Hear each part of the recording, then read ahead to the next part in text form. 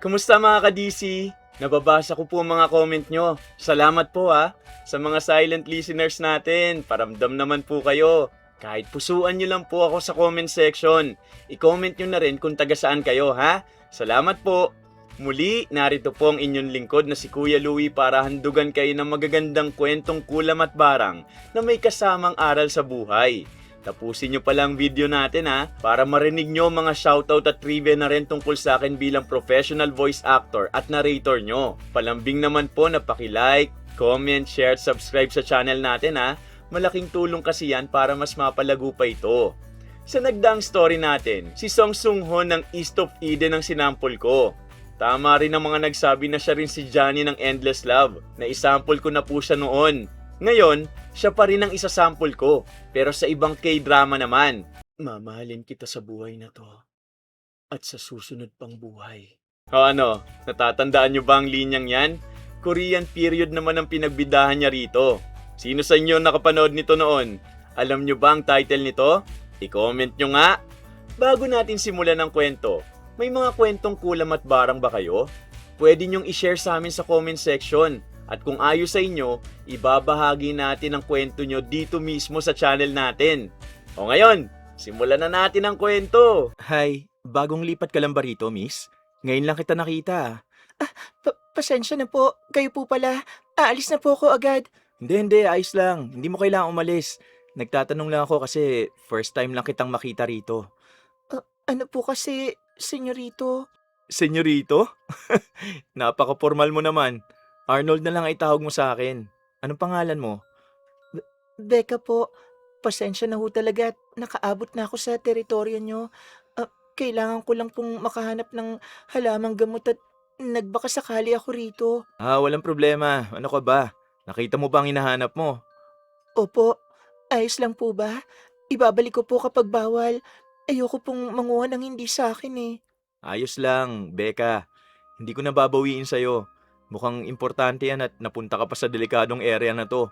Sa susunod, magdala ka ng kasama ha. Minsan kasi may gumagalang mabangis na hayop dito.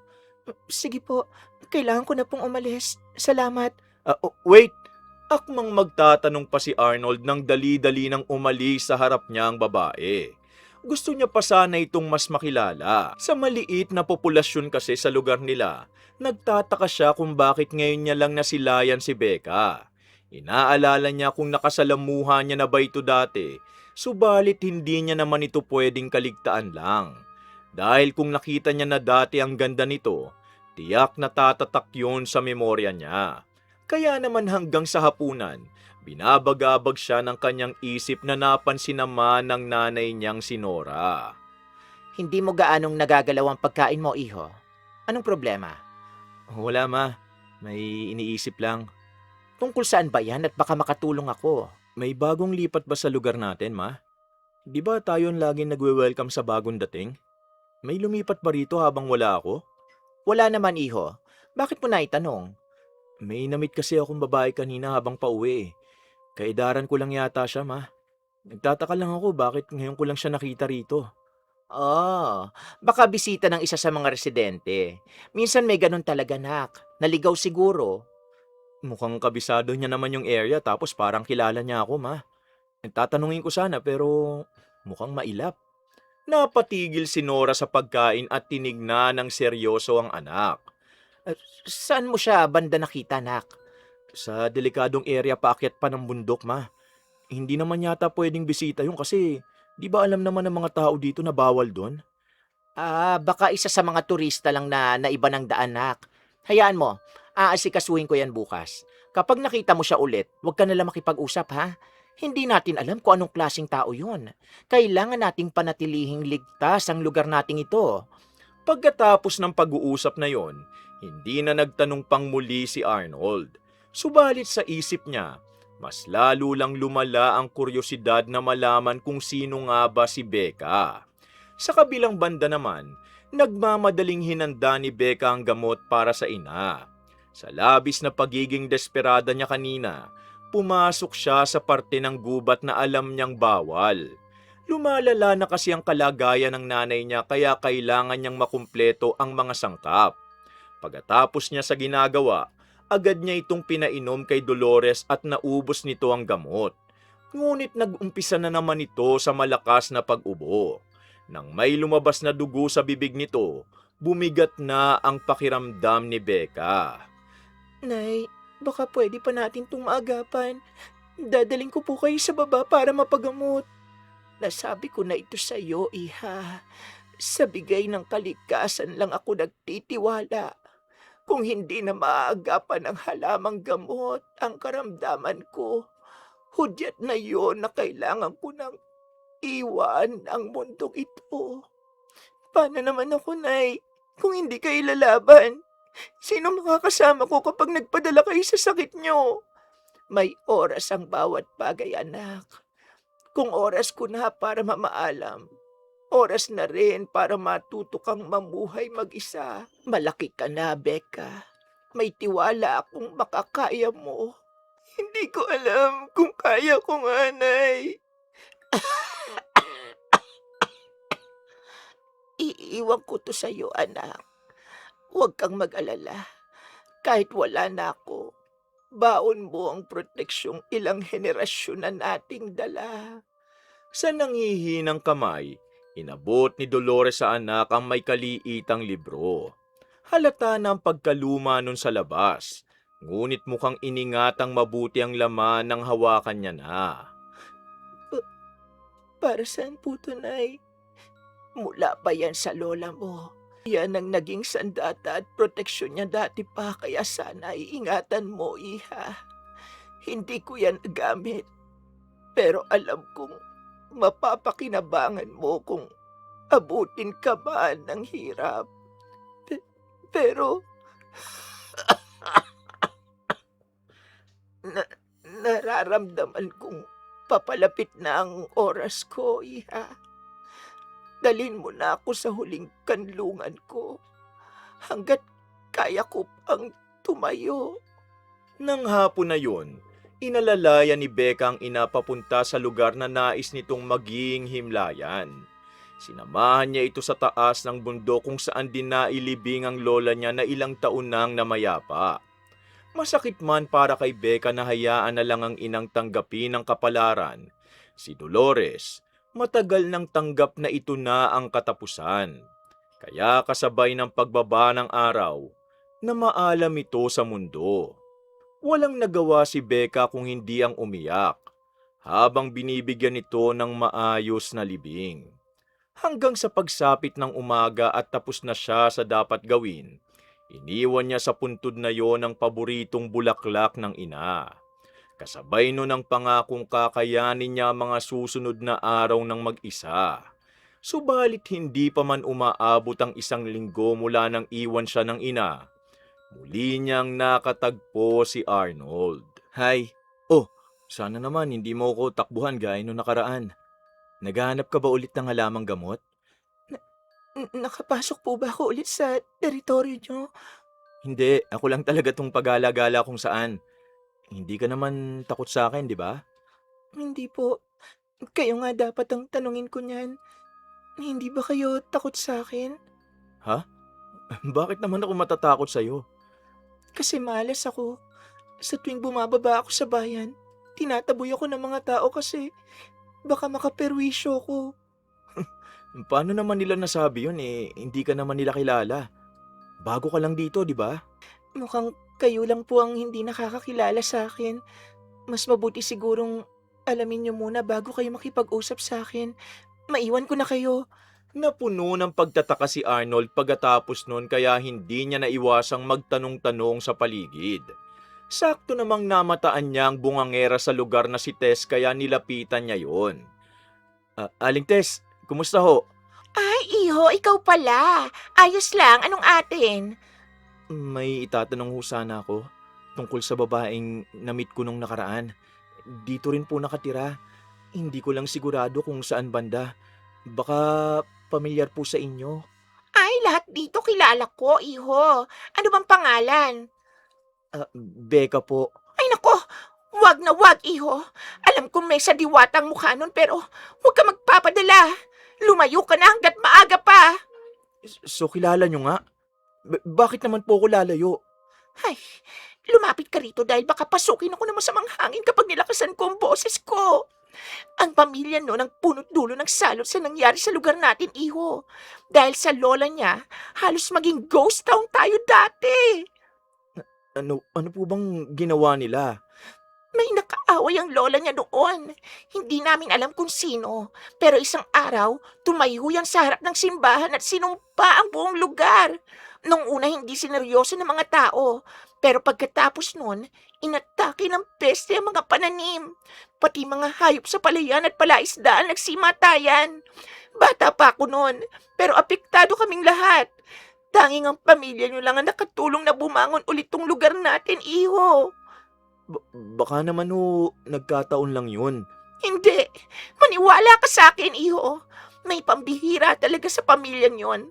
Hindi naman magtatago yun sa bundok kung hindi sila aminado sa kasalanan nila. Pasalamat nga sila pinayagan sila ron hanggang ngayon. Naku, kung ako sa pamilya niyo, pinalayas ko na yan noon pa. Kaya ikaw, iho, huwag kang dumikit doon, ha? Pahamak lang ang dadalhin yan sa'yo. Dahil hindi naman gaanong sumasabay dati sa usapan si Arnold, ngayon niya lang nalaman ang usap-usapan tungkol sa pamilya ni Becca. Hindi rin siya dati hinahayaan ng ina na maniwala sa kung anong kababalaghan.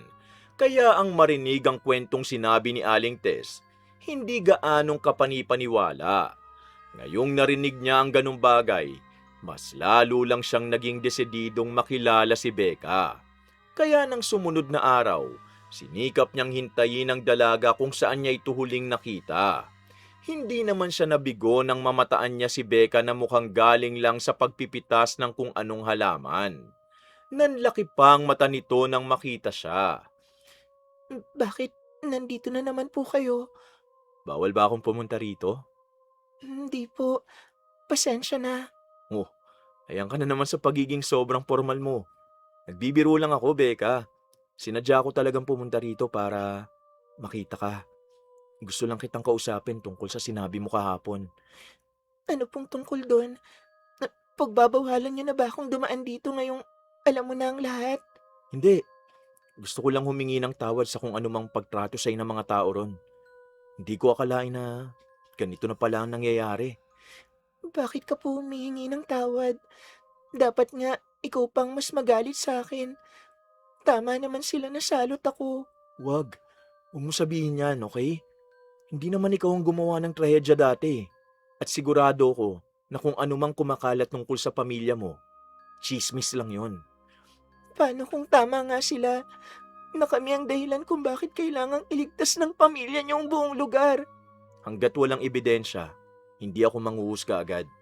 Kasi paano kung tama rin ako at nagkataon lang talaga ang mga pangyayari sa nakaraan? Ikaw nang bahala sa gusto mong isipin, senyorito. Una na ako. Sandali, saan ka pupunta?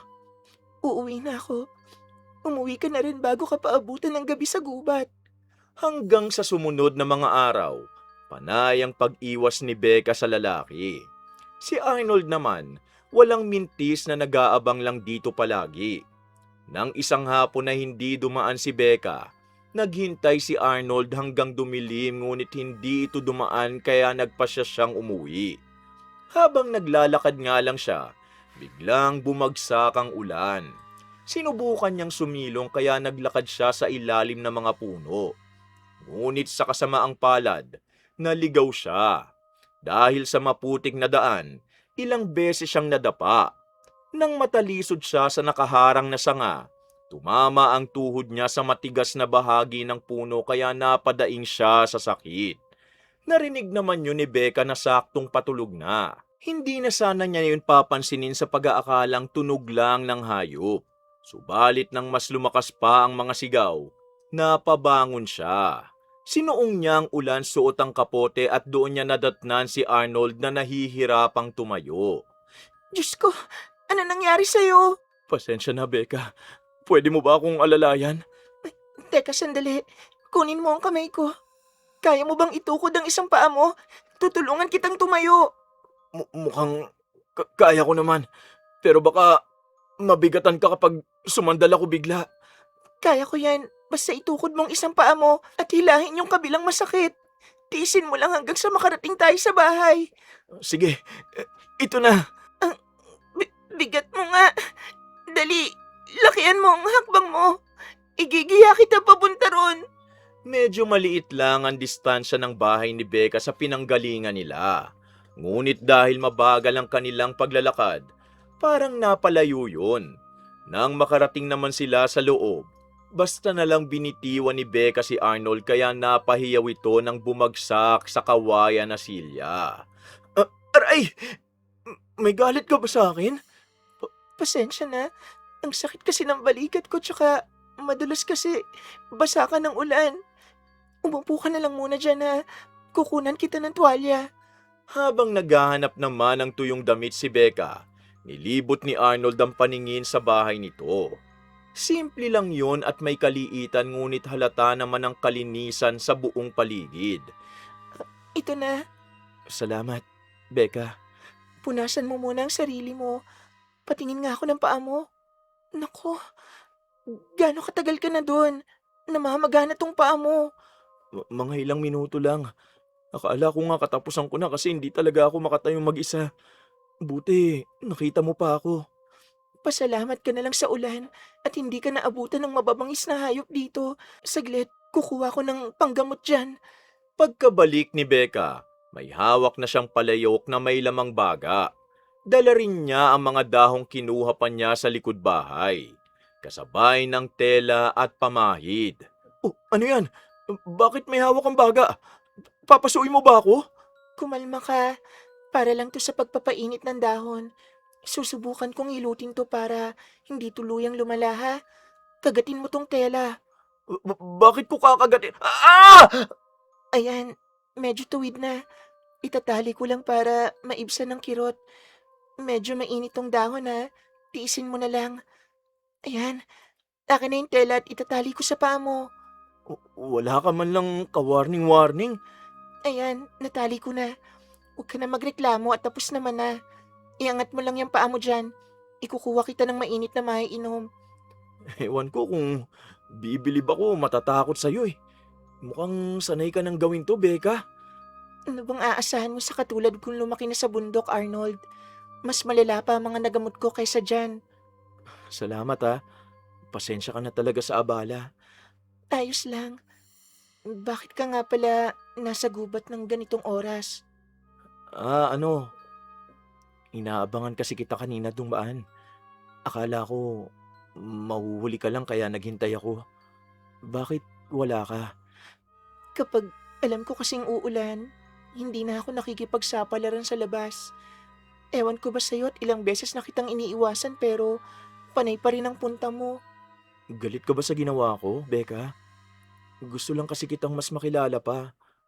Kung ayaw mo na talaga ako makita, sige, hindi na ako pupunta rito. Hindi naman sa ganun. Nag-aalala lang ako sa'yo. Paano kung hindi kita narinig kanina? Baka kung ano na nangyari sa'yo kapag inabot ka ng ilang oras dun dahil sa akin. Hindi kakayanin ng konsensya ko, Arnold. Pasensya na talaga at natakot kita, Becca. Hayaan mo, kapag gumaling na tumpa ako, babawi ako sa'yo. Hindi na ako gagawa ng ikakabahala mo. Pwede bang payagan mo akong makipagkaibigan sa'yo? Papayag ako basta simula ngayon. Mag-iingat ka na sa tuwing pupunta ka rito, ha? Kinaumagahan, nakaya na ni Arnold na maglakad pa uwi ng mag-isa. Labis naman ang takot ni Nora dahil sa sinapit ng anak at binalaan itong wag nang pumunta ulit sa gubat. Subalit dahil sadyang pursigido, hindi ito nakinig. Simula din ang insidenteng yon ang umpisa ng pagiging malapit ng dalawa. Unti-unti, gumaan ang loob ni Becca sa binata at ito naman ay palalim ng palalim ang nararamdaman sa dalaga. Mabilis ang mga naging pangyayari at may namagitan sa kanila. Labis ang galak ni Becca. Sa isip niya, gagaan na rin ang buhay niya. Hindi siya tuluyang mamumuhay mag-isa gaya ng una niyang akala. Sa sobrang saya niya, nakalimutan niya ang reputasyon niya sa lugar nila. Hindi naman nagtagal at agad ding pinaalala sa kanya ng pagkakataon ang mapait na katotohanan. Nang isang gabing dinala siya ni Arnold para ipakilala sa pamilya nito. Sigurado ka bang ngayon mo ko ipapakilala sa mama mo, mahal? Ang daming tao. Oo naman, huwag ka mag-alala. Alam na rin ni Mama na ipapakilala ko sa kanya ang girlfriend ko. Nakakahiya naman sa mga bisita, mahal. Paano kapag pinag-usapan ka dahil sa akin? Ayos lang naman kahit patago tayo magkita gaya nito nakaraan. Hindi kita kayang ikahiya, mahal. Tsaka, oras na rin to para mas makilala ka nila. Kung hindi ka man nila tanggapin, nandito naman ako para protektahan ka. Dala ang pampalubag loob ng nobyo. Tinapangan ni Becca ang pagsama sa loob ng tahanan ni na Arnold. Marami-rami ang mga tao sa labas na kanilang nadaanan papasok. May ibang nagulat nang makita siya. Subalit karamihan, kitang-kita agad ang pagtutol sa mukha nito. Saktong may kausap si Nora nang lumapit silang magnobyo. Ang ngiti ng ginang, nabura nang makita ang dala ng anak sa kanyang kaarawan. Ma, ito na si Becca, girlfriend ko, ang babaeng lagi kong kinikwento sa inyo. Ay, iho, kaya ba hindi mo sinabi sa akin lahat-lahat nung nagtanong ako? Hindi ko naman akalain na ito palang tinutukoy mong girlfriend mo. Ano naman pong masama ron, ma? Wala naman, iho. Nagulat lang ako. Happy birthday po, ma'am. Mukhang hindi ka sanay sa formal na pakikipag-usap, iha. Kung babati ka man sa akin, siguraduhin mong tinitingnan mo ko sa mata. Ma naman. Pasensya na po. Happy birthday po ulit. Ay, pag-uusapan natin to mamaya, Arnold. May kakausapin pa akong bisita. Ikaw nang bahala dyan. Tara na muna, mahal. Ikukuha kita ng makakain. Umuwi na lang kaya ako, mahal. Baka masira ko pang araw ng mama mo kapag tumagal pa ako rito. Huwag mong pansinin ang sinabi niya, okay? Ganun lang yun sa una kasi hindi ka pa niya kilala. Hindi naging komportable si Becca sa buong pananatili niya sa bahay na yon kahit nasa tabi niya si Arnold. Lantaran kasi siyang itinuturo ng mga naroon at naririnig niya ang mga bulungan. Nang magpaalam saglit si Arnold na pumunta sandali sa banyo, nataranta siya. Halos sumama na siya sa nobyo. Ngunit sa huli, wala rin siyang nagawa at basta naghintay sa isang gilid. Nilapitan naman agad siya ni Tess para tignan mula ulo hanggang paa. Ang tapang mo naman para pumunta ditong salot ka? Anong ginawa mo kay Arnold para mauto mo ng ganon, ha? Ginamitan mo ba ng kung anong ritual? Hindi ko po alam ang ibig niyong sabihin, Manang. Ayoko po ng gulo. Ayaw mo ng gulo tapos nandito ka? Talagang sa lahat ng lalaki sa lugar natin, pinili mo pa yung galing sa pamilya kung saan kayo may atraso. Wala ka lang gagawin na maganda. Anong kaguluhan nito, Tess? Rinig pa ang boses mo sa kabila. Pinagsasabihan ko lang to, Mare. Ang kapal kasi na mukhang tumapak dito pagkatapos ng ginawa ng pamilya nila. Hayaan mo na yan. Baka chance na rin to para kalimutan natin ang nakaraan. Wala namang magagawa yan ngayon kasi nakabangon na tayong lahat.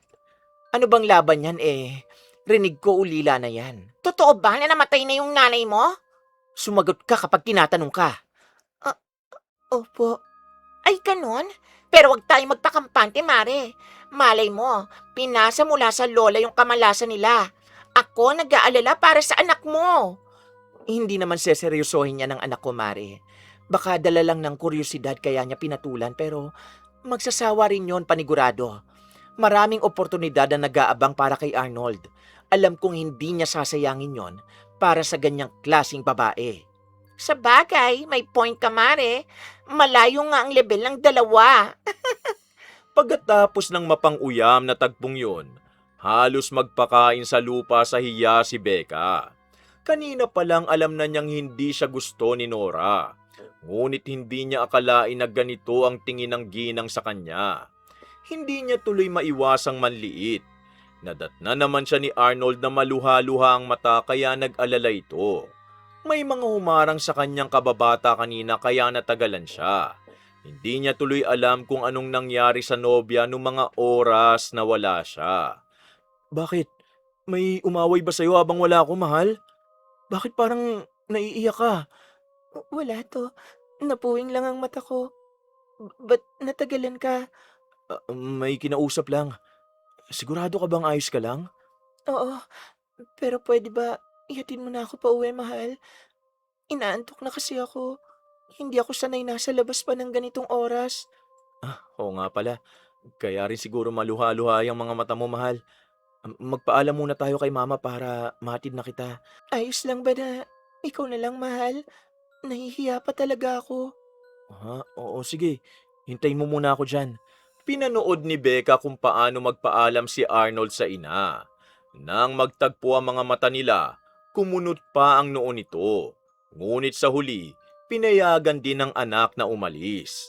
Sa biyahe nila, mabigat pa rin ang loob ni Becca. Pinagsisihan niya ang pag-aakalang magbabago ang lahat.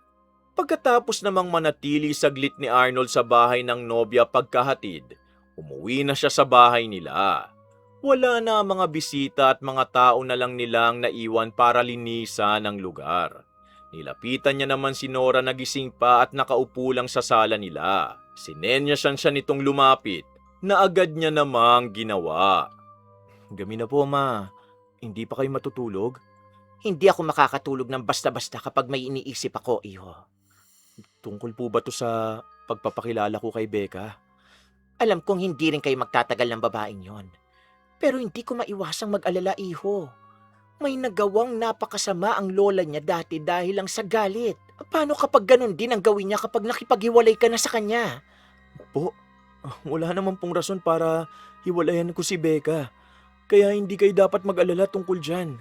Teka, wag mong sabihing seryoso ka na sa malas na yon. Alam kong naging sakit nyo ng ulo ang nakagawian ko dati. Pero this time, seryoso na po ako. Mahal ko si Becca. At kung pipili man ako ng babaeng makakasama ko habang buhay, siya na yun, ma. Tsaka, naniniwala ba talaga kayo sa chismis na yun? Diyos ko, anak, ilang dekada nang nakatali sa lugar na to ang ginawa ng pamilya nila. Hindi lang basta chismis yon. Siguro nabibighani ka ngayon sa ganda nun. Pero hindi natin sigurado kung ano bang kakayahan niya. Pakiusap, iho. Hiwalayan mo na yon habang maaga pa. Hindi ko mababago na lang basta ang opinion nyo tungkol sa girlfriend ko, ma. Pero sana naman, magtiwala kayo sa akin. Alam ko na pong ginagawa ko. Hindi ko siya hihiwalayan dahil ang inutos nyo. Pasensya na po. Pagsisisihan mo to, iho.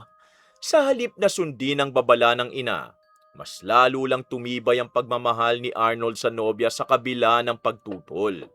Kahit naman may takot pa rin sa loob ni Becca, ay mas nagtiwala siya rito. Subukan mang gumawa ng paraan ni Nora para baguhin ang isip ng anak. Bigo siya dahil mukhang desidido na ito. Pinanghawakan niya na lang na baka magsawa rin ito. Ngunit taliwa sa akala niya ang nangyari. Dahil pagkalipas ng ilang buwan, may pasabog na nilahad ang dalawa na mas lalong nagpagimbal sa kanya. Ano ka mo? Ulitin mo nga ang sinabi mo. Nalaman po namin na nagdadalang tao si Becca, ma. Magiging lola na po kayo. Diyos ko naman! Paanong umabot sa ganito? Bakit mo hinayaan na mangyari yan, anak? Nag-iisip ka ba? Papanagutan ko naman po ang ginawa ko, ma.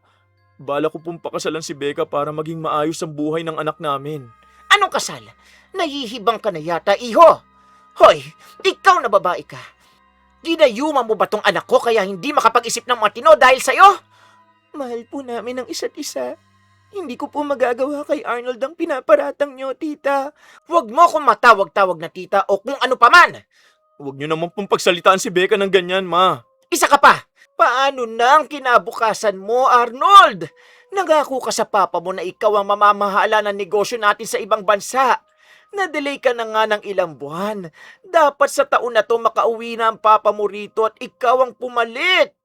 Gagawin ko pa rin naman yun, ma. Bala kong asikasuhin yun para may pantustos ako sa pamilya ko kapag lumabas na ang anak namin. Kaya nga po, bala kong pakasalan muna si Becca bago ko umalis. Panay pa rin ang talak ni Nora pagkatapos magpaliwanag ni Arnold.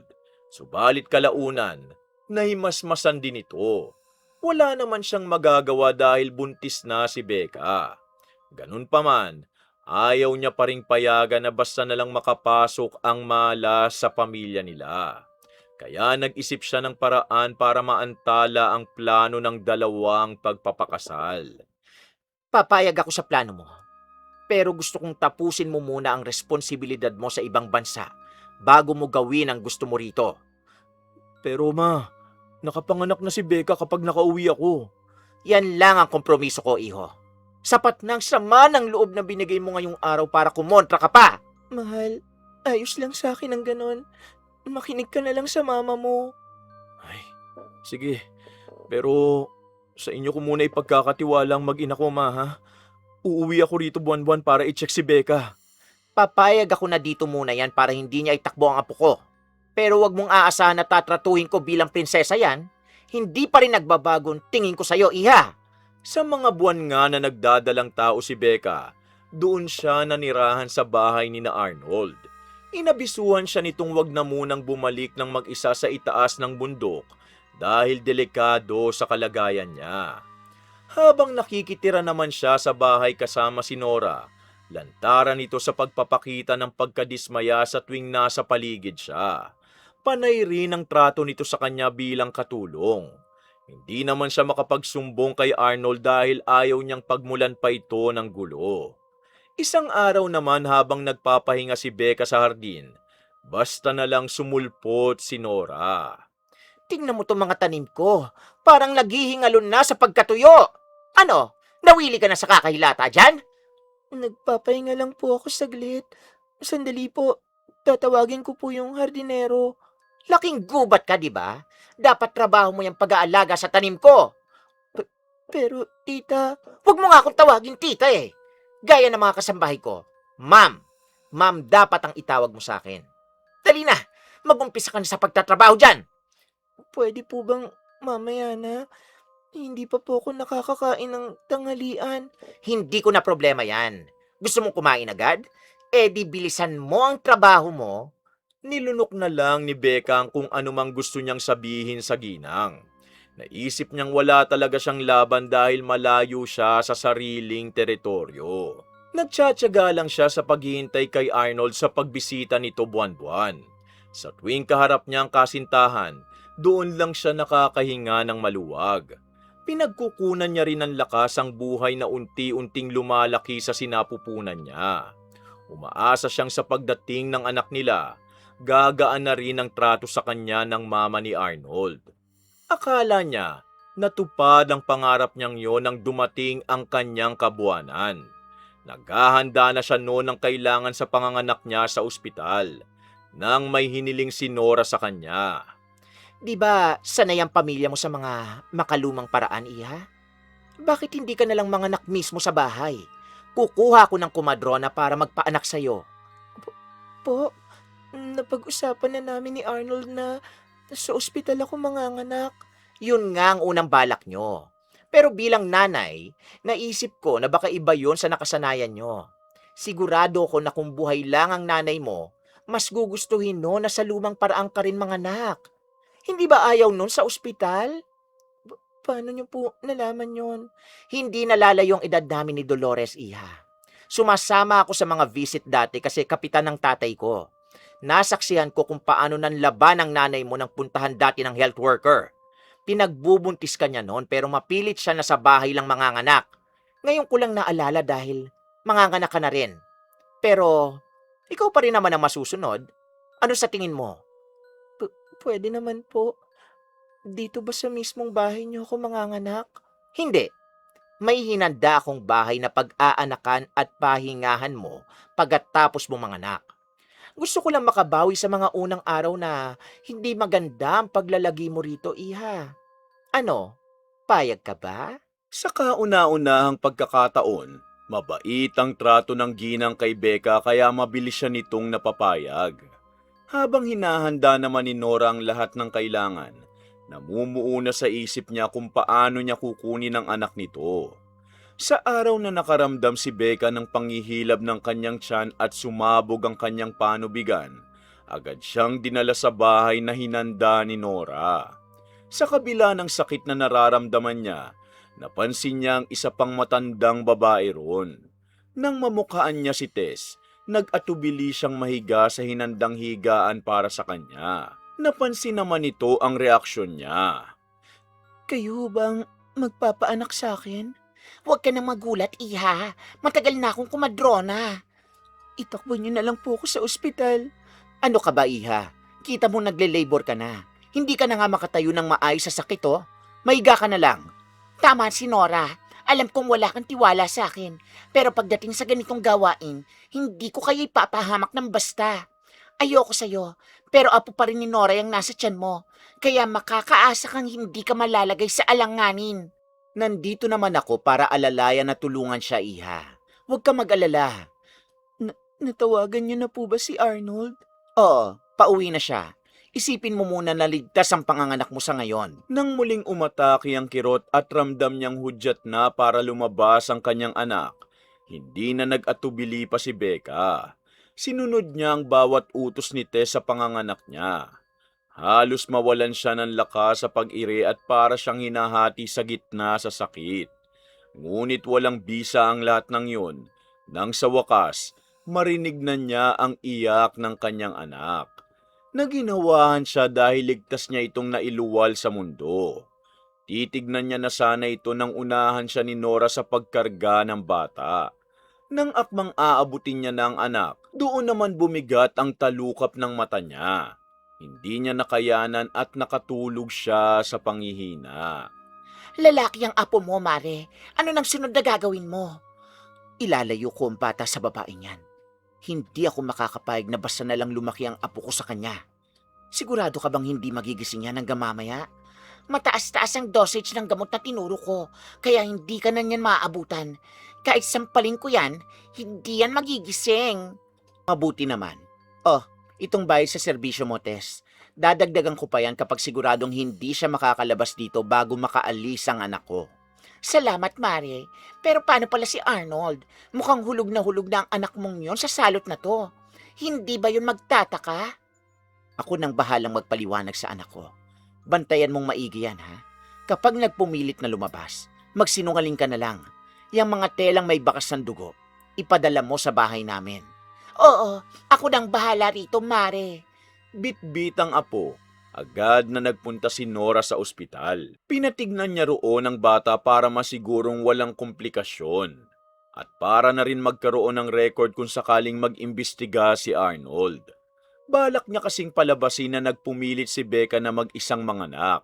At siya ang butihing lola na tumakbo rito sa ospital sa pag-aalala.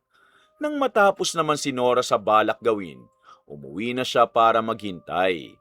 Nang makarating naman ang anak niya, pinag-igihan niya ang iyak.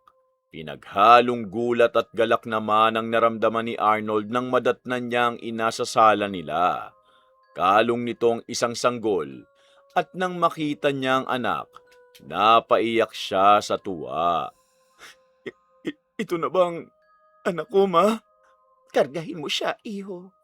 Ay anak, pasensya ka na at wala si Papa nung pinanganak ka, ha? Babawi ako sa'yo, pangako.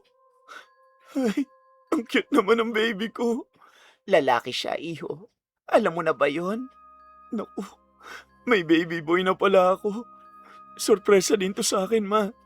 Hindi kasi namin agad inalam ni Becca para sa mismong panganganak niya na. Nasaan pala siya? Nagpapahinga ba sa kwarto namin? Ano kasi, anak? Bakit po? May nangyari ba sa kanya? May komplikasyon ba sa panganganak niya? Nasaan na siya, ma? Sabihin niyo. Ibaba mo muna ang bata sa higaan niya, iho. May sasabihin ako sa'yo. Ano po ba yun? Diretsahin niyo na at kinakabahan ako. Nang ibaba na ni Arnold ang anak sa higaan nito, doon naman pinaalam ni Nora ang nangyari. Kinuwento niya kung paano nagpumilit si Becca na sa bahay na lang manganak. At siya lang ang nagmalasakit sa apo para dalhin ito sa ospital at matignan. Sinabi niya rin sa anak na pagkabalik nila, wala na si Becca. Dala nito ang mga gamit ng umalis sa bahay nila.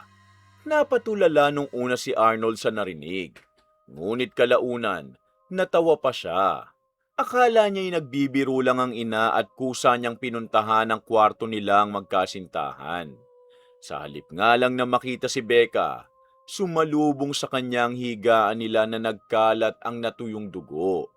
Halatang iniwan yun sa pagmamadali base sa kaguluhan ng mga gamit. Napatingin naman siya sa ina bigla. Anong nangyari dito, ma? Ganyan ko naabutan ng kwarto niyo kanina, iho. Hindi ko na nga nalinis kasi naging abala ko sa pag-alaga sa apo ko. Kalalabas niya lang sa mundo kaya kailangan niya ng buong atensyon. Hindi ko maisip kung paano ito nagawa ni Becca. Baka may ginawa kay sa kanya. Pinalayas niyo ba siya kahit kapapanganak pa lang niya? Ano? Pinagdududahan mo ba ako sa ganyang bagay, iho? Kayo lang naman po may ayaw sa kanya rito. Alam kong hindi naging magaan ang trato ko sa babaeng yun nung una. Pero bumawi naman ako nung buntis siya. Ako nag-alaga sa kanya nung mga oras na wala ka. Huwag mo kong paratangan ng ganyan. Nasobrahan ka na sa pagkalulong sa babaeng yun na ako pa ang pinalalabas mong masama. Hindi ako naniniwalang basta na lang iiwan ni Becca ang anak namin, ma.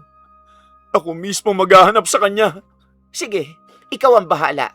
Kapag napatunayan mong totoo nga ang sinasabi ko, ewan ko na lang sa'yo, iho. Kinagabihan, pagkatapos ipalinis ni Arnold ang kwarto nila, pinabantayan niya saglit sa isa sa mga kasambahay si Charlie. Yun ang ipinangalan niya sa anak dahil yun naman ang balak nila ni Becca nang nagpaplano pa lang sila. Sa isipin namang yun, dali-daling pumunta si Arnold sa dating bahay ng kasintahan. Madilim ang buong lugar at halatang hindi pa nabuksan ng ilang buwan. Ganun pa man, nagbabaka sakali pa rin siyang pumasok at hanapin si Becca. Nang wala siyang makita ni anino nito, nilibot niya pa ang paligid ng bahay. Pagkaraan ng ilang sandali, lugmok siyang umuwi. Itinutok niya muna ang atensyon sa anak ng gabing yun. Kinabukasan, nagtuloy siya sa paghahanap.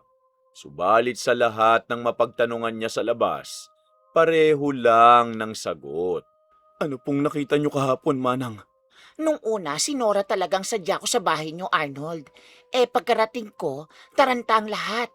Tapos hawak niya yung anak mo para itakbo sa ospital. Pati ako natakot talaga kasi kapapanganak pa lang ng sanggol...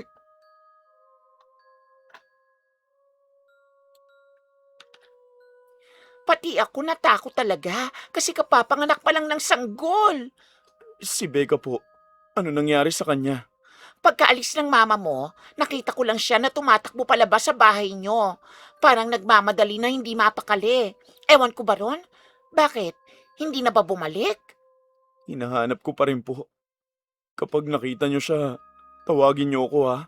Oo naman. Basta may maitutulong ako. Sasabihan kita agad kapag nakita ko. Sige ho. Salamat. Lingid sa kaalaman ni Arnold, kinuntsaba talaga ni Nora ang mga kapitbahay nila. Tinuruan niya ang mga ito nang sasabihin kung sakali mang magtanong siya. Napapayag naman ang lahat.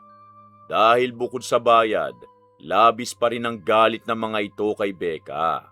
Hindi naman tumigil dun si Arnold. Pinaimbestigahan niya ang nangyari at patotoo nga sa sinabi ni Nora, siya lang ang mag-isang nagdala ng bata sa ospital. Unti-unti na siyang nawawala ng pag-asa ng oras na yon. Subalit bukod sa pangungulila, inis na ang lumulukob sa kanya. Dahil kung totoo man na nagleya si Becca, hindi niya alam kung kaya niyang pakinggan ang paliwanag ng kasintahan. Sa kabilang banda naman sa tagong bahay ni Nora, dahan-dahan ang bumabalik ang lakas ni Becca. Sa hindi niya mabilang na pagkakataon, nagtanong siya kay Tess. Manang, nasa na po ang anak ko? Palabasin niyo na po ako.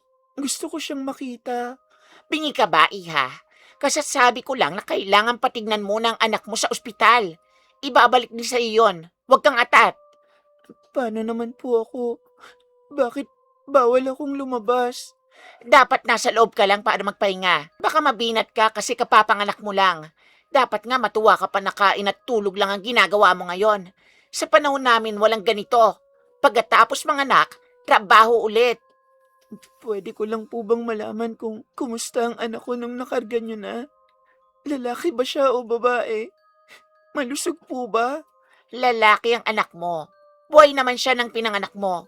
Pero malalaman mo lang kung malusog ba pagbalik ni Nora. Hindi pa natin yun masasabi sa ngayon. Ano pong ibig niyong sabihin? Kahit na sabihin nating ligtas mo siyang pinanganak, marami pa rin pwedeng mangyari. Sa ngayon, magpagaling ka muna. Hindi na natuloy ang kasunod na mga katanungan ni Becca nang mabilis na lumabas si Tess.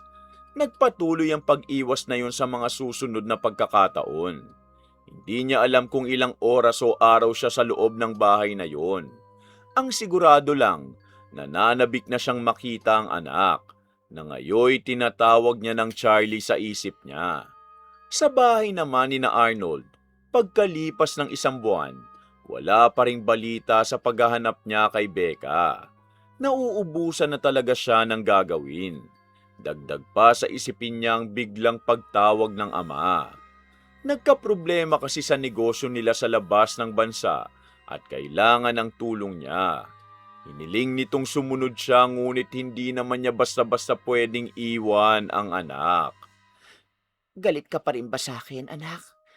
Nasabi sa akin ng papa mo ang problema. Luluwas ka ba? Hindi ko pa po alam. Hanggang ngayon, hindi ko pa rin nakikita si Becca eh. Alam kong mahirap ito para sa'yo. Pero sana, maniwala kang wala akong masamang intensyon dati pa man. Totoo ang sinasabi ko sa'yo. Wala akong makitang dahilan para umalis siya, ma. Maayos naman kami bago ko umalis eh. Nandito ako para tulungan kang hanapin siya. Sa ngayon, unahin mo muna ang mas importante, Arnold. Mas kailangan ka ng anak mo. Gagawin niyo ho yun? Oo naman, galit man ako sa pag-alis ng nanay ng apo ko. Ayaw ko namang may mangyaring masama sa kanya kung nasan man siya. Bakit kaya hindi ka na lang muna sumunod sa papa mo? Hindi ko naman po pwedeng iwan si Charlie. Halos 2 buwan na ang bata, anak. Pwede mo namang patingnan muna sa doktor niya kung pwede na siyang bumiyahe kasama ka. Ngayon, napapansin kong napapabayaan mo na ang sarili mo sa kakahanap kay Becca. Kapag tumagal pa yan, baka maapektuhan na ang anak mo. Pinag-isipang mabuti ni Arnold ang sinabi ni Nora. Alam niyang may punto ito dahil hanggat nandito siya, alam niyang hahanapin niya si Becca. Ganun pa man, naghintay siya sa bakas kung babalik pa ba ito sa piling nila. Hinintay niya munang lumipas ang 1 pang buwan at nang wala na talagang senyales ng kinaroroonan ng kasintahan, nabuo ang kanyang desisyon. Sa pangatlong buwan ni Charlie, umalis sila. Dala ang pangako ng ina na magpapatuloy ito sa paghahanap kay Becca. Pansamantala nilang iniwan ang lugar kung saan nagsimula ang lahat. Nang makalabas naman ng bansa ang mag-ama, doon na pinakawalan ni Nora si Becca. Agad naman itong hinanap ang anak pagkalabas. Nasaan ang anak ko? Nasaan na si Charlie? Araw-araw mo na lang tinatanong yan. Nakakarindi ka na. Lumabas ka na nga lang. Ikaw nang bahalang maghanap. Saan niyo siya dinala? Tanongin mo si Nora. Matagal-tagal ko nang hindi nakikita kaya hindi ko rin alam. Inutusan lang ako na palabasin ka. Mga hayop kayo. Sobrang tagal niyo akong kinulong dito tapos hindi niyo sasabihin kung nasaan ang anak ko. Dapat lang yan sa'yo. Yan ang napapala ng katulad mong salot. Umalis na sa harap niya si Tess. Gusto niya itong sundan ngunit bigla siyang napalood sa panghihina ng kalamnan. Sa unang 2 linggo pa lang ng pananatili sa bahay na yun, napansin na agad ni Becca na hindi lang siya basta pinagpapahinga ni Nora. Kaya bawal siyang lumabas. Sinadya talaga siya nitong ikulong. Pinilit niyang lumaban nung una ngunit lagi siyang nakakaramdam ng panghihina.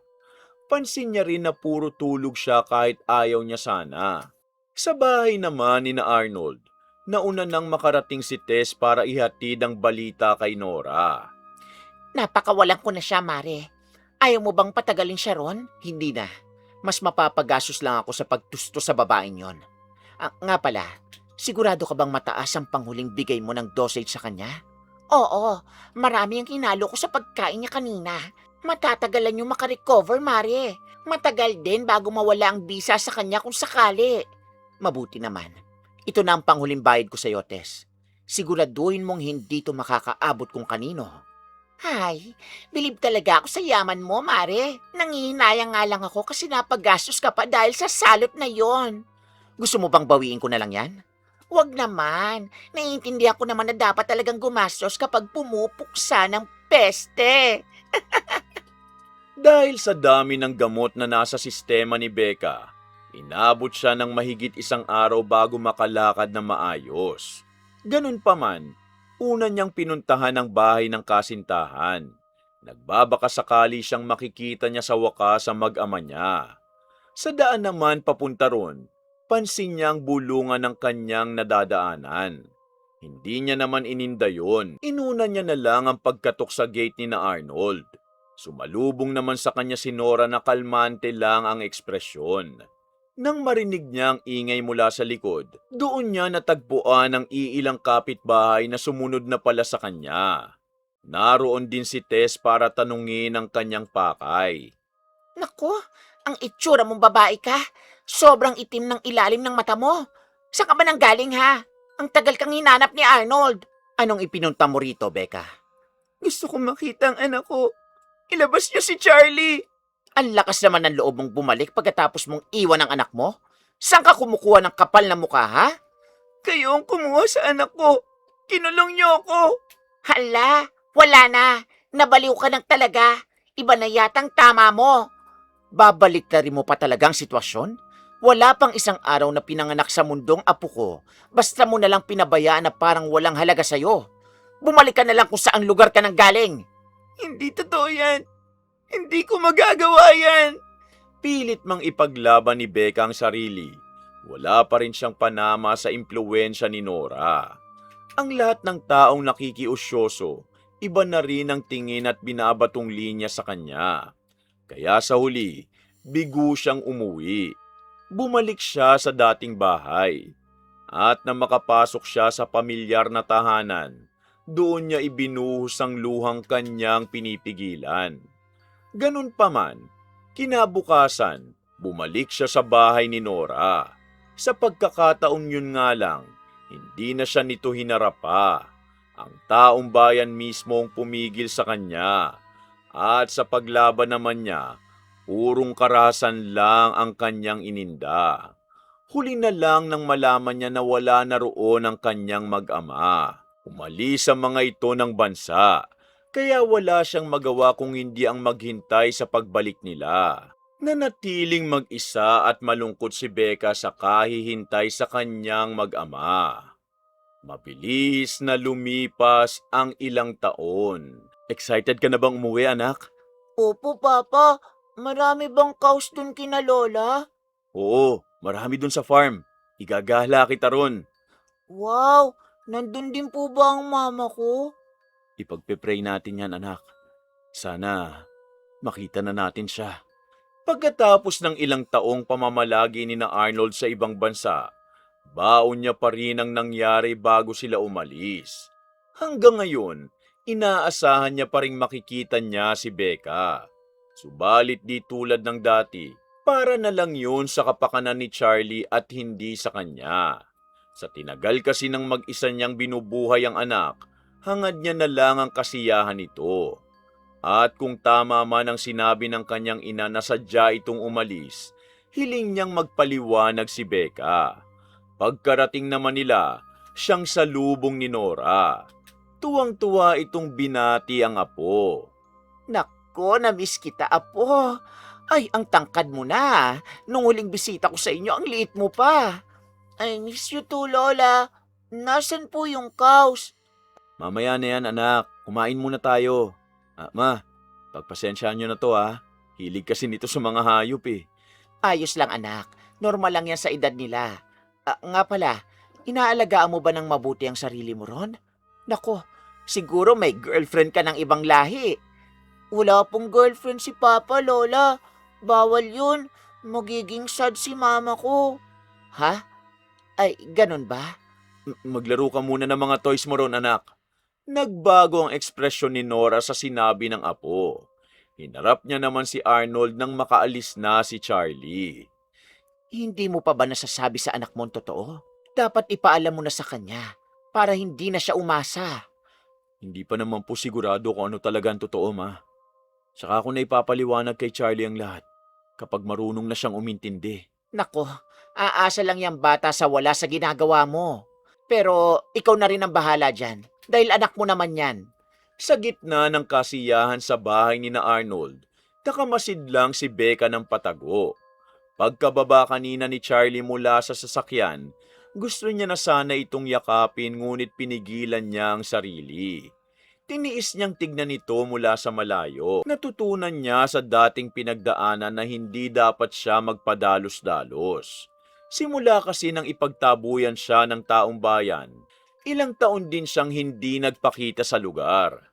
Palihim na lang siyang nakikihalubilo sa ngayon para hindi mahalata. Marahil, ang hindi niya pagpaparamdam ang naging dahilan para kampanting pauwiin ni Nora ang anak at apo. Ganun pa man, naging magandang bagay yun sa plano ni Becca. Kinabukasan naman, "Oh, ayan na ang kaus, anak." Ang cute po nila, Papa. Pwede po ba akong sumakay? "Sa susunod na lang, anak. Tuturuan ka muna ni Papa kung paano umakyat nang hindi ka mahuhulog." Okay po. Pwede po ba ako pumunta ron? May nakita po akong butterflies eh. Anak, kakausapin ka raw ng ibang tao sa farm natin. Saglit lang, ma. Nasa na ba yung yaya ni Charlie?" Hayaan mo na muna dyan si Charlie. Nasa loob naman siya ng bakod eh. Hindi naman yan lalayo. Ay, sige, papayagan kita, anak, ha. Basta hanggang sa puno lang na yon. Huwag kang lalagpas. Okay po. Masayang lumundag si Charlie papunta sa kinaroroonan ng mga paru-paro. Hinabol niya naman ang mga yon kaya hindi niya namalayang nakaabot na siya sa likod na parte ng farm. Nagkaroon ng malalim na diskusyon ng mga tauhan nila kaya nawili si Arnold. Habang abala naman ito, may iba nang nagbabantay sa anak. Balak lang sanang tumingin ni Becca sa ginagawa ng anak nang makita siya nito kaagad. Nanlaki ang mata ng bata, ngunit sa halip na matakot, ngumiti ito ng malaki sa kanya. Hello, marami pong butterflies dito. Kayo po ba ang owner nila? Hindi, anak. Bata. Talagang dito banda lang sila tumatambay. Ang pretty niyo po. Fairy po ba kayo? Ang cute mo naman. Anong pangalan mo? Charlie po. Kayo po. Ako si... Charlie! Nakung bata ka, nandiyan ka lang pala. Sinabihan na kitang huwag kang lalagpas sa bakod, anak. Sorry po, Papa. May namit lang po akong friend. Sino? Si Miss Fairy. Nandito... Ay, nawala na. Ay, tara na, umuwi na tayo. Huwag mo nang uulitin yun, ha? Maliwanag ba? Dahil mukhang nagmana talaga sa kakulitan ni Arnold ang anak, hindi yun ang unang beses na nagtagpo ang landas ni Becca at Charlie. Kahit kasi sa bagong eskwelahan ng bata, nakabantay siya. Ganun pa man, hindi niya pa rin nakakalimutan ng balak. Kaya isang hapon, muli niyang binasa ang iniwang libro sa kanya ni Dolores. Tama nga ang nanay niyang pwede niya itong magamit. Nakasaad doon ang rason kung bakit ginawa ng lola niya ang pagpapahirap sa lugar. Tulad niya, pinagmalupitan ito ng ibang tao kaya sinumpa niya ang buong bayan. Kasabay ng mga isinulat na galit ng matanda, ang paraan kung paano niya ginawa ang pambabarang. Habang malalim naman ang pagbabasa ni Becca, nagulat siya nang biglang may nagbukas ng pinto. Agad-agad niyang itinago ang libro at nang humarap siya, galit na mukha ni Arnold ang kanyang nakaharap. Talaga palang dito ka lang babalik. Pambihira! Anong ginagawa mo rito? Hindi ka man lang nagulat na makita ko? Ano? Alam mo na bang nakauwi na kami tapos parang wala lang sa'yo? Hindi na mahalaga yun. Umalis ka na lang kung hindi mo sasabihin kung anong ginagawa mo rito. Wala ka na ba talagang pakialam sa amin ng anak mo, Becca? Ilang taon kitang hinahanap. Mukhang totoo nga ang sinabi nila na kaya mong iwan na lang basta ang sarili mong anak. Wag na wag mong sasabihin sa akin yan. Hindi mo alam ang pinagdaanan ko, Arnold. Wala ka nung mga panahong halos mamatay ako sa sakit.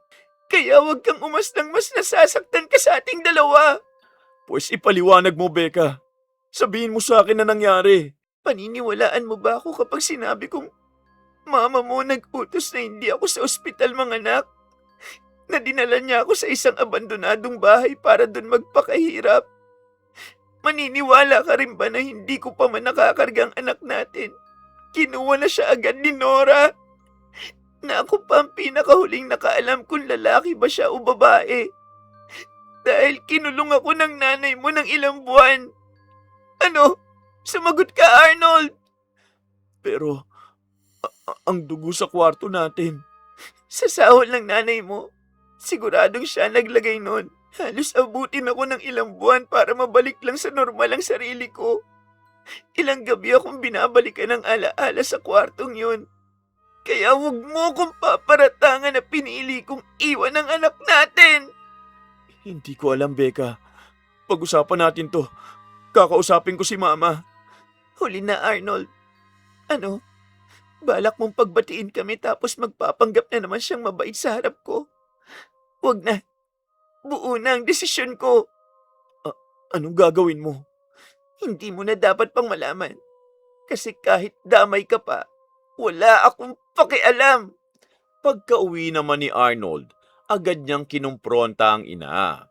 Hindi niya masikmura ang mga nalaman niya. Lalo nang lungkot sa mukha ni Becca nang sabihin ng mga detalye ng pinagdaanan nito. Totoo bang sinabi ni Becca, Ma? Paano niyo nagawa ang bagay na yun? Ano bang ibig mo sabihin, Arnold anak? At anong Becca? Nahanap mo na ba siya? Oo, at nalaman ko na rin ang totoo tungkol sa ginawa niyo. Kumalma ka muna anak. Magpapaliwanag ako. Napakasama niyong tao, Ma. Kayo may kasalanan kaya kami nagkahiwalay.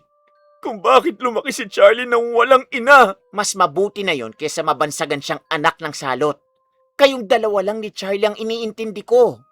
Hindi niya dapat naranasan ng lahat ng to dahil wala naman siyang ginagawang masama sa inyo.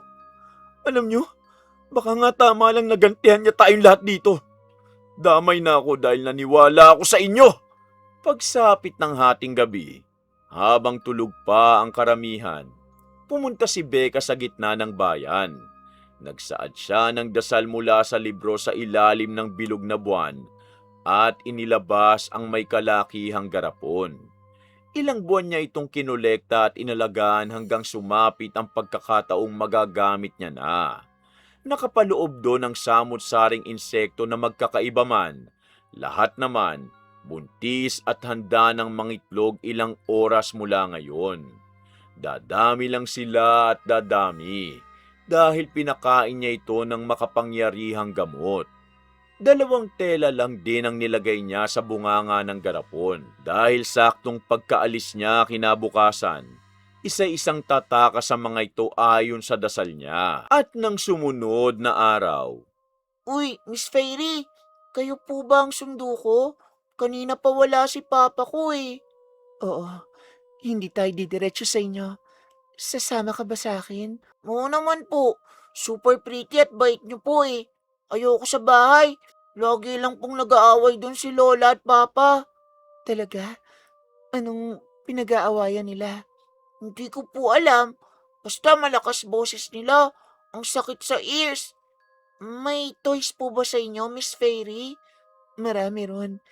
Talagang binili ko para sa'yo. ang tagpo sa pagitan nila ni Arnold kahapon, nagpabilis lang sa plano at balak na pagbawi ni Becca sa anak. Kaya kinabukasan, talagang inabangan niya si Charlie, na agad namang natuwa nang makita siya. Bilang sabikang bata sa ina at magaangan loob sa kanya, agad itong nagtiwala sa sinabi niya. Dinala niya ito sa bagong tayong bahay niya. Sa gubat pa rin makikita ngunit hindi na agad mahahanap ni Numan. Natuwa naman ang bata sa mga bagong laruan na matagal inipo ni Becca. Sa mga oras na to, sigurado siyang pinaghahanap na si Charlie. Subalit kasabay din ito, alam niyang nag-umpisa na ang paglayo ng mga insekto sa garapong iniwan niya. Ngayon, hinihintay niya na lang ang magiging epekto ng barang sa lugar na nagpahiwalay sa kanilang mag-ina. Kinaumagahan naman, dali-daling sumugod si Tess sa bahay ni Nora. May balita na ba kung nasa ng apo ko? Ano na, Tess? Wala pang balita sa apo mo. Pero may isa pang mas dapat kang malaman. May mas importante pa ba sa apo ko, ha?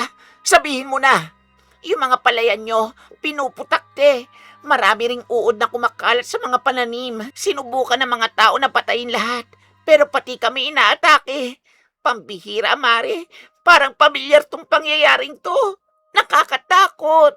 Diyos ko, ano ba nangyayari? Epidemya ba? Mas malala pa. Baka mauulit ang nakaraan. Sabi ko na nga ba dapat hindi na lang ako nagpahatag sa'yo? Karma ko na siguro to. Aba, makasisi ka dyan. Parang hindi ka naman nagpakasasa sa binayad ko sa'yo. Basta, malakas ang kutob ko may kinalaman ng babaeng yon. Habang umaatungal naman si Tess, siyang pasok ni Arnold. Mukhang pagod na ang mukha nito sa kakahanap kanina pa. Bagsak ang balikat at halatang puyat at stress. Napainom kasi ito ng marami kagabi dahil sa nangyari sa kanila ni Becca. Dumagdag pa na nagkaalitan silang mag-ina. Kaya nahuli tuloy siya sa pagsundo sa anak. Nang makarating naman sa eskwelahan, hindi niya na ito naabutan. Akala niya kanina si Nora ang sumundo. Subalit wala rin itong kaalam-alam. Ano anak? Anong sabi sa school ng bata? Naku, napakapabaya naman ng mga yon. Ire-report ko talaga silang lahat. Sinundo raw si Charlie nang nagpakilalang mama niya. Naniwala ang guard kasi hawig naman ang dalawa. At pamilyar yung bata sa nagsundo. Sino namang mangangahas na gumawa nun? At naniwala naman sila agad? Tayo lang ang nakarehistro na pamilya ni Charlie? Nako, ito na nga bang kinatatakot ko? Nangyayari na. Malamang si Becca ang kumuha doon sa anak mo, Arnold. Dumaan din pala ako sa farm. Baka gusto niyong puntahan. Namatay daw ang mga hayop doon. Inatake rin ang mga peste mula kanina. Ano? Teka, bakit parang kalmado ka lang na kinuha ng babaeng yun ng anak mo? At bakit parang wala kang pakialam sa nangyayari sa paligid? Ha, Arnold? Kung nasa puder man siya ni Becca, siguradong ligtas ang anak namin, ma. Mas maigi na sigurong doon muna siya. Kasi itong naglilipa na sa bayan, ramdam kong umpisa pa lang to. Hindi to normal lang.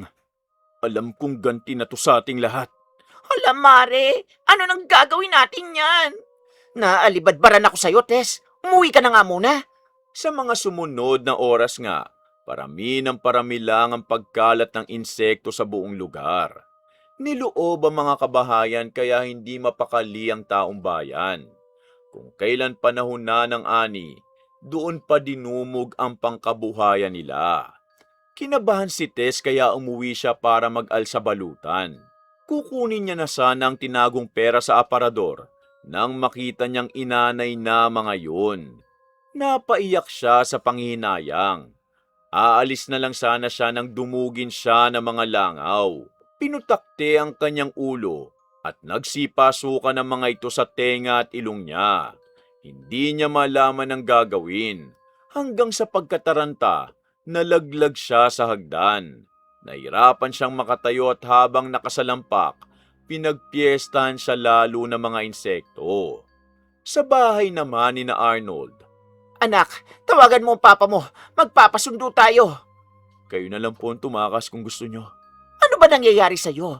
Umayos ka nga. Kita mo nang nalalagay na tayo sa peligro, anak. Hindi ako natatakot dahil alam ko sa sarili kong kabayaran to sa kasalanan ko, ma. Kung ayaw niyong harapin ang ginawa niyo, pwede niyo akong iwan dito. Nasasabi mo lang yan ngayon kasi hindi mo pa nararanasan ang kaya niyang gawin. May iba ka pang makikilalang babae. Yung normal. Hindi tulad nitong parang demonyo, anak. Kita mo naman ang ginawa sa anak mo at lahat ng tao sa lugar na to. Hindi ko lang po sigurado kung si Becca ba ang tinutukoy niyo. Kasi base sa nalaman ko, mukhang mas malala pa kayo. Anong sinabi mo? Diyos ko, pati sarili mong ina nasasabihan mo na ng ganyan? Pambihira kang bata ka! Dahil ayaw talagang magpapilit ni Arnold, mag-isang nag-impake si Nora habang kinokontak ang asawa niya. Nang hindi ito sumagot agad, tatawagan niya na sana ulit nang may makita siyang alupihan sa ibabaw ng telepono. Wala tuloy siyang magawa kung hindi mapaatras. Sa pag-atras niya namang yun, napasandal siya sa pader. Doon, mas marami pang alupihan ang nag-aabang at nang dumikit siya, agad siyang ginapangan ng mga yun. Napasigaw siya ngunit walang pumunta upang tumulong. Sa oras kasi na yon, sinuong na ni Arnold ang kumakalat na insekto sa daan. Hindi niya ininda mga kagat ng mga ipis na lumilipad para lang makapunta sa kanyang hinahanap. Nang makarating naman siya sa tapat ng dating bahay ni Becca, wala siyang nadatnan. Napaluhod naman siya at doon binuhos ang luhang ilang taon niyang inipon. Pasuko na sana siya nang marinig niya ang munting boses. Papa, Anak, Diyos ko, akala ko hindi na kita makikita. hindi po ko makahinga, Papa. Ang higpit ng yakap nyo. Pasensya na anak, namiss lang kita. Nasaan ang mama mo? Po, si Miss Fairy lang po kasama ko. Old house niya raw po ito, Papa. Bakit po kayo nandito? Miss Fairy, nandito ang Papa ko. Oh. Pwede ba siyang sumama? Nandyan ka pala. Ano? Kukunin mo sa akin ang anak ko, Arnold? Subukan mo lang. Dadagdagan ko yung kagat sa mukha mo. Hala, nag-aaway po kayo ni Papa? Hindi anak, nag-uusap lang kami ng mama mo. Si Miss Fairy nga po yan. Siya ang mama mo anak. Di ba Becca? At huwag kang mag-alala. Wala akong balak bawiin si Charlie. Sa katunayan nga, babawi rin ako. Ano ka mo? Sapat naman na siguro ang ganti mo, mahal. Sa mga susunod na taon na lang ako magpapatuloy ng pagbawi sa'yo. Pwede bang isabay mo na ako sa pagbawi sa anak natin? Nang araw na yon, dalawang malaking bagay ang nangyari. Ang pagkalugmok ni Nora kasabay ng bayang kumampi sa kasamaan nito. At ang pagbangon ni Becca kasama ang binawing anak. Dahil sa pagpupumilit ni Arnold, sinabay nga niya ito sa planong pag-alis nilang mag-ina. Bago naman makaalis, sinindihan niya muna ang librong inugatan ng lahat. Hindi niya na yun ipapamana tulad ng ginawa ng lola niya. Para sa kanya, sapat nang maranasan ng nakapanakit sa kanya ang kaparehong hirap. Panatag na siyang lisanin ng lugar baon ng kaalaman na gaya niya, mahihirapan itong makabangon muli. Papa, dalhin mo po yung toys ko, ah. Ito na anak, dala ko na. Mahal, saan tayo pupunta? Sa lugar na wala sa ating makakakilala. Doon tayo magsisimula. Ano, may reklamo ka? Papalag ka? Hindi ako lalaban sa'yo, mahal. Kahit saan, susunod ako. Dahil hindi ka naman kasama sa budget ko, ikaw ang gumastos para sa sarili mo. Maliwanag? Oo naman, gusto mo, buhayin pa kita dyan eh. Anong sabi mo? Wala mahal. High blood ka naman masyado eh. Hindi naging mabilis ang pagbabalik ni Arnold sa buhay ni Becca. Ngunit dahil maging ito, naging biktima lang din ng nakaraan. Binigyan niya ito ng pagkakataon. Lumakbay sila sa malayong lugar, kung saan simple lang ang buhay at wala sila gaanong impluensya. Ganun pa man, mas nais na yun ng dalawa.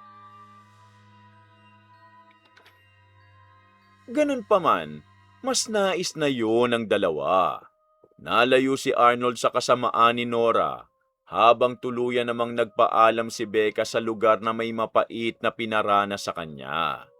Marahil, ito ang buhay na tama para sa anak nila.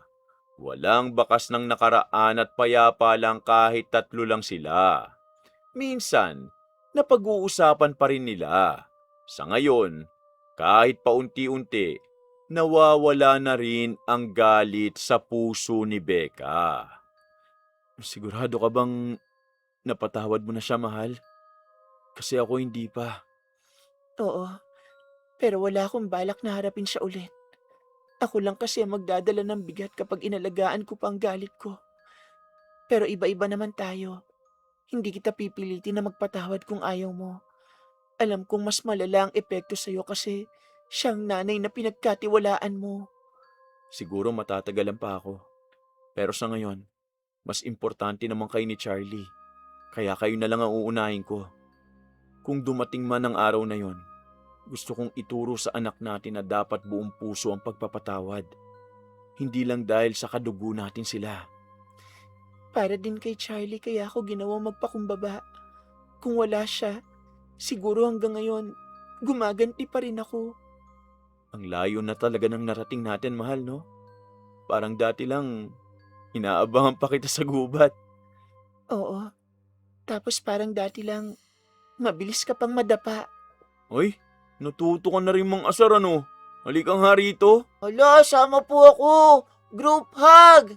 Ay, dapat na natin sigurong sundan to. Lukulukong to, anong pinagsasasabi mo? Hindi ka pa tapos bumawi sa akin ha? Baka nakakalimutan mo. Kurutin kita dyan eh. Biro lang, mahal. Ikaw naman. Samantala sa ibang dako malayo sa kanilang kinaroroonan, naiwan ang bayan nila na halos tahimik na. Pagkalipas ng ilang araw mula ng insidente, may dumating na tulong sa kanila nang humupa ang pagkalat ng mga peste. Walang namatay ngunit lahat sila nagtamo ng kagat at iba pang pinsala sa katawan. Ang pinaka naapektuhan, si Tess na hindi na makilala sa bukol sa mukha, at si Nora na mas malala ang napala. Sinundo siya ng asawa ngunit mahaba-haba ang pagpapagaling nito sa pisikal at emosyonal na aspeto. Maging sa panaginip, hinahabol pa rin siya ng mga insekto, kasama ang mga alaala ng dating ginawa nito. Katulad ng mga tao sa kwento na nakaranas ng pagbagsak, sana may aral din na sa atin tatatak, na ang nagtulak sa pagganti ni Becca, hindi lang dahil sa pagbawi niya sa anak. Ito ay bunga rin ng kanyang pagkasadlak, na mapipigilan naman sana ang paglawak kung ang taong bayan hindi lang nagpahatak sa mga salitang hindi tiyak. At kahit sa buhay, iba-iba tayo ng tinatahak. Dapat gamitin natin palagi ang utak. Dahil nasa sa atin din kung magpapadala tayo sa masamang balak na ating tiyak na ikapapahamak. Wakas! Isang magandang kwento na naman ang natapos natin, mga ka-DC. Sana may napulot kayong aral dito ha. Huwag niyo pong kalimutang mag-like, comment, share, subscribe para masuportahan niyo ang channel natin. At bilang ganti, para mas exciting, i-comment nyo kung sino yung karakter ko na paborito nyo sa mga binosesan ko. Eto po sila sa mga anime. Sa mga K-drama at Tagalized films naman, i-search nyo na lang po ang pangalan ko para makapili kayo sa kanila. Lilinawin ko lang mga ka-DC yung sample na pinaririnig ko sa inyo sa bawat karakter, yun mismo ang boses na ginamit ko nung pinalabas sila sa Tagalized version sa TV. Huwag nyo rin pong kalimutang i-comment kung anong masasabi nyo sa kwento natin ngayon ha. Pag napili ko ang comment mo, isa-shoutout kita sa next story natin. Diretso shoutout na ulit tayo. Shoutout kina Maria Oros na first commenter ulit natin, Mericon Noche, Jonah Marie Francisco ng Cavite, Maria Rivers ng Antipolo City, Herminia Kipañez ng San Antonio, Nueva Ecija, Lin Hasigawa ng Japan, at sa mga anak niyong sina Ryuichi, Katsumi, Kanami, Giancarlo, at sa mag-asawang JR at EJ, at sa asawa niyo pong si Teiji, Kayla Bessie ng Coronadal, South Cotabato, Ace Manalo ng Maluao, Pigkawayan, North Cotabato, Michael at Jeneline Diaz Montoya ng Taguig, Alejandra ng Davao City, Vilma Ancheta ng Tondo, Judith Bisnar ng Davao City, Lalaine, wag na po kayong magtampo, hello po, Josephine Beroya, at happy birthday po sa asawa niyong si Wilfredo Beroya. Hi din po sa hipag niyong si Nancy Beroya. Jaja Barikel ng San Mateo Rizal. Opo, pamilyar po ako sa San Mateo. Christy Abad ng Lumban, Laguna. Blessing Beauty ng Parañaque City at sa Solas family, Padilla family at Deborah family. Kanjishi ng Butuan City, Mindanao.